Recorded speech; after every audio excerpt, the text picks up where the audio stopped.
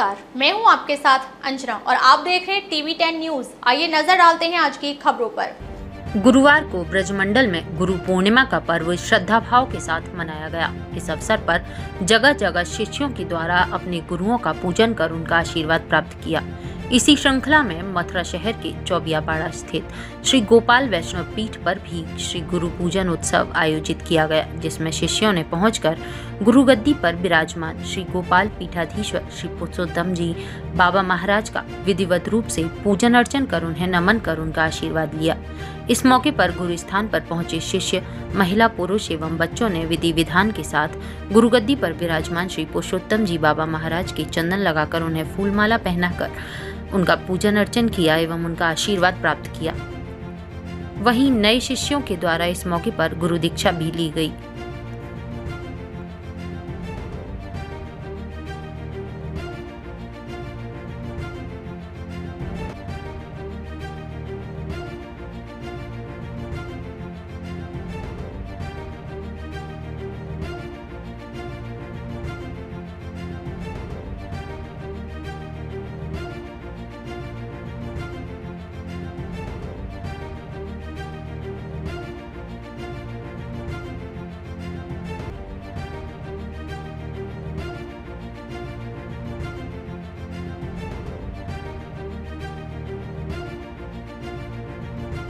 वसुदेवसुतं देवं कंसचाणूरमर्दनं देवकी परमानंदम कृष्णं वंदे जगद्गुरुं। बंधुओं, आज ये गुरु पूर्णिमा का एक महापर्व गुरु शिष्य परंपरा के लिए सुरक्षित करने के लिए वैदिक सनातन धर्म में सृष्टि के समय से यथाक्रम गुरु शिष्य की जो संप्रदाय परंपरा है वो नारायण भगवान से निरंतर चलती आई है। वैष्णवों में भगवान ने जो ब्रह्मा जी को, शिव जी को, उनको दीक्षित करके वैष्णवी मंत्र की दीक्षित दी और सनातन धर्म का उपदेश किया, उसी परंपरा में शिव जी ने नारद जी के लिए दिया और नारद जी ने वही परंपरा को आगे बढ़ाने के लिए व्यास जी के लिए उपदेश किया। बंधुओं, आज की जो है व्यास जयंती है और व्यास जयंती का महत्व है, उसके लिए बहुत से संसार में जीव जानते नहीं। वेद व्यास जी का प्राकट्य किस दिन हुआ, उनका जयंती दिन कौन सा है, व्यास जी की पीठ पर बैठने के अधिकारी कौन है, सभी व्यक्ति व्यास पीठ पर बैठने योग्य नहीं है। व्यास जी का बड़ा महत्व है, जिन्होंने वेदों की शाखाओं का विभाग किया, 18 पुराण रचे, महाभारत रचा। उन्हीं वेद व्यास जी को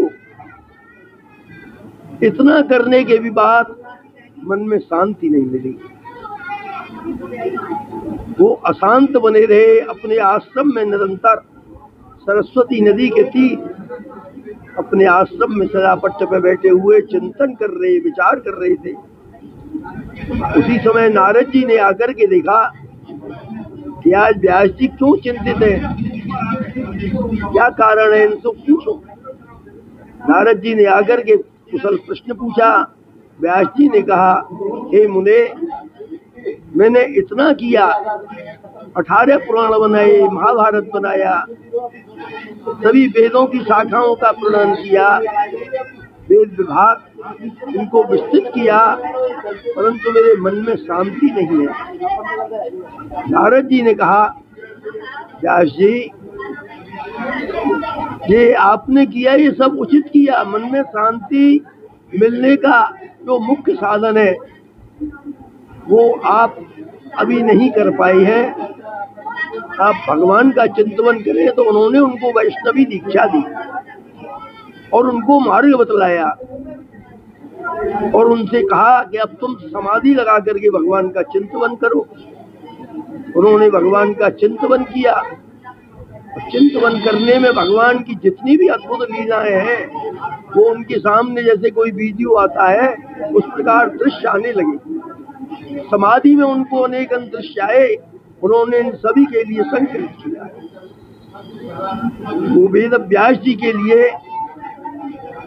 एक समाधि में जो उपदेश हुआ और जिनका चरित्र वर्णन का, क्योंकि आप लिखने वाले लेखक थे, उनको नया विषय मिला, उन्होंने सभी को संकलित किया। तो भगवान श्री कृष्ण की जितनी भी लीलाएं उन सबको उस समाधि में उन्होंने देखा। तब उनके मन में कुछ शांति आई। नारद जी ने कहा कि तुमको जो कुछ भी समाधि में दिखा उसको लिखना। महाभारत पुराण सब एक तरफ रहे और भगवान की लीलाओं से संपुष्टित जो श्रीमद् भागवत है उस श्रीमद् भागवत की उन्होंने रचना की। भगवान की प्रत्येक कल्प की लीला श्रीमद् भागवत में है। कब कब किस किस कल्प में भगवान ने कौन कौन सी लीला की, जब उनके लिए शांति प्राप्त हुई तो वो कार्य हो गया। वैष्णवी संप्रदाय आगे बढ़ गई। अब उनके शिष्य हुए दो। उनके शिष्यों में एक तो उनके पुत्र थे सुखदेव जी और एक थे विष्णु स्वामी जी। दोनों व्यास जी के समीप में रहते थे।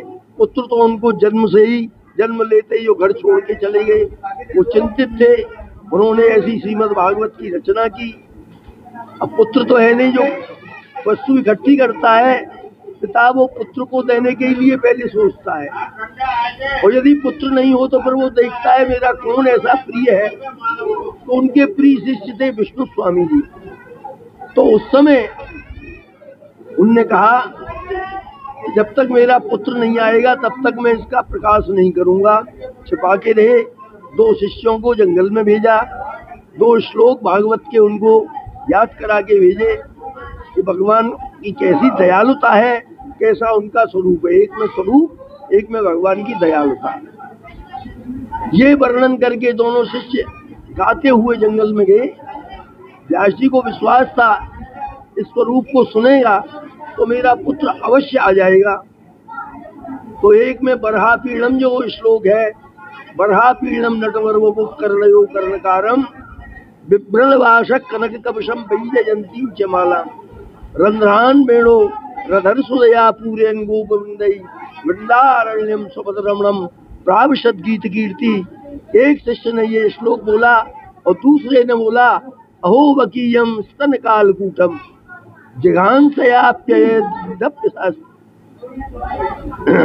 लेवे गतिम धातृचिताम ततोन्यम कंबा दयालुम सरलम भजेमो। एक में दयालुता है जो झैल लगा करके दूध पिलाने को पूछना आई, उसको मैया जैसी गति दे दी। ऐसे दयालु, ऐसा स्वरूप उस पर सुखदेव जी सुनकर के उस समाधि में लीन थे कंदराओं में, वो प्रकट होके आए। कहाँ से आवाज आई ध्वनि, स्वरूप सुन करके बाहर निकल करके आए, प्रकट हो गए। क्यों भाई, तुमने ये बोला, ऐसा कहाँ मिलेगा, कहाँ स्वरूप मिलेगा। जिनके केवल स्वरूप नहीं, ऐसे दयालु भी हैं, हमारे साथ चलो, हमारे आश्रम में। तो सुखदेव जी को लेकर के दोनों व्यास जी के शिष्य आए, आश्रम में लाए। तो वो अपनी जो समाधि भाषा थी वो उन्होंने सुखदेव जी के लिए दी। और विष्णु स्वामी संप्रदाय कहाँ से चली, वो विष्णु स्वामी जो थे उनके लिए भी वो भागवत दी। परंतु आगे वैष्णवी, ये तो भागवत संप्रदाय हो गई, अब वो आगे चलने के लिए तो पुनः शिव जी ने दूसरे स्वरूप से उनके लिए वैष्णवी मंत्र की दीक्षा दी। वो दीक्षा का क्रम से चला आया। तो विष्णु स्वामी जी आदि वैष्णव आचार्य हुए। अपनी जो है रुद्र संप्रदाय बोली जाती है, शिव जी से इसका निकास है। विष्णु स्वामी जी ने आगे अपने शिष्यों में पढ़ाई। उसी परंपरा में वैदिक सनातन धर्म का ये वैदिक मर्यादा मार्गी स्थान अपना गोपाल वैष्णव पीठ है, कि भागवत संप्रदाय है। ये दोनों ही एक स्वरूप हैं जो गायत्री मंत्र में वर्णित है, वही श्रीमद् भागवत में उसी का भाष्य है, उसी का प्रकाश व्यास जी और सुखदेव जी ने किया। उन्होंने लिखा और उन्होंने उसका प्रवचन किया। तो ऐसी ये वैष्णव संप्रदाय है। आज का दिन ऐसा है, कोई वेद व्यास जी का जयंती दिन, व्यास जी को कोई नहीं जानते तो किसी रूप में, अरे उनकी जो परंपरा है उस परंपरा में या श्रीमद् भागवत का या भगवान का स्वयं का पूजन करके व्यास जयंती मनानी चाहिए सभी को। ऐसी पवित्र व्यास भी, उस व्यास पीठ पे बैठने के लिए आचार्यत्व की आवश्यकता होती है। आचार्य में गोपाल मंदिर में किस प्रकार से इसका आचार्य पीठ परंपरा जो है उसमें मर्यादा और शास्त्र की जो मर्यादा है उसी का पालन होता है। उसके अनुसार ये जो पर्व है इसमें गुरुओं की परंपरागत चरणों पादुकाओं का पूजन, उनकी छवियों का पूजन और अपने अपने गुरुओं का पूजन, ये सर्वत्र सनातन धर्म में पूरे भारतवर्ष में आज भी होता है। आज सर्वत्र ये उत्सव मनाया जाता है, क्योंकि बगैर गुरु के उपदेश के भगवत प्राप्ति कभी किसी को नहीं हो सकती है, न भक्ति मिल सकती है। तो इस प्रकार ये भक्ति, भगवान और भक्त और गुरु, ये चारों का एक स्वरूप है।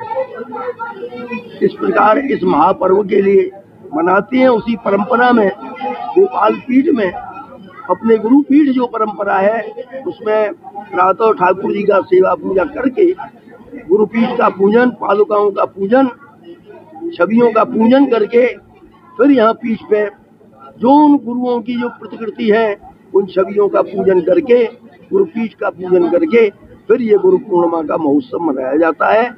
आज के दिन दीक्षा लेती हैं, आज के दिन उपदेश प्राप्त करती हैं और बड़े नेम से चातुर्मास्य का जो व्रत है कि हमको क्या रखना है उसका शुभारंभ भी करते हैं। ये परंपरा है। इसलिए महापर्व के रूप में व्यास जयंती, गुरु पूर्णिमा और उन्हीं की भावना से अपने अपने गुरु को सब पूछते हैं, यही मान्यता है। इसी प्रकार सभी को भावना रखनी चाहिए। बस इतना ही कह के मैं विराम देता हूँ। सभी की शुभकामना करता हूँ। सर्वे भवन्तु सुखिनः, सर्वे सन्तु निरामया, सर्वे भद्राणि पश्यन्तु, मा कश्चित् दुःख भाग् भवेत्। जय गोपाल, जय। अब तक के लिए बस इतना ही। फिर मिलते हैं अन्य खबरों के साथ। मुझे दीजिए इजाजत। अपने आसपास की खबरों को देखने और हमारे साथ जुड़ने के लिए हमारी खबरों को लाइक करें, कमेंट करें, चैनल को सब्सक्राइब करें, हमारे फेसबुक पेज को फॉलो अवश्य करें। धन्यवाद।